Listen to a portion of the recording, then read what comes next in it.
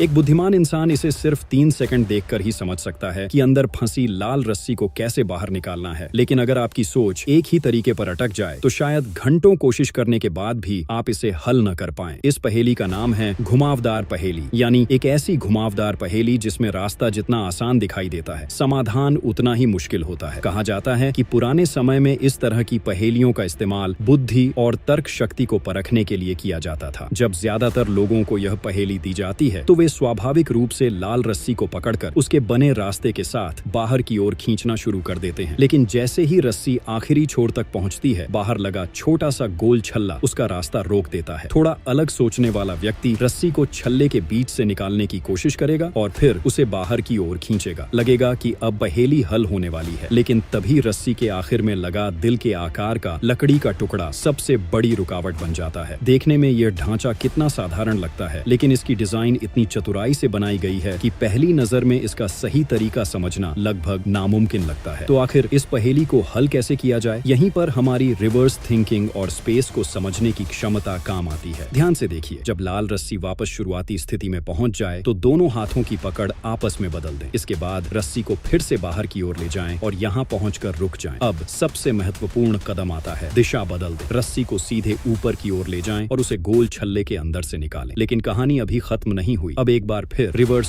सोचते हुए रस्सी को पकड़ें और नीचे की ओर ले जाएं। फिर उसे बीच वाले घुमावदार रास्ते से एक पूरा चक्कर लगाते हुए आगे बढ़ाएं और देखिए, लाल रस्सी आखिरकार पूरी तरह बाहर निकल आती है।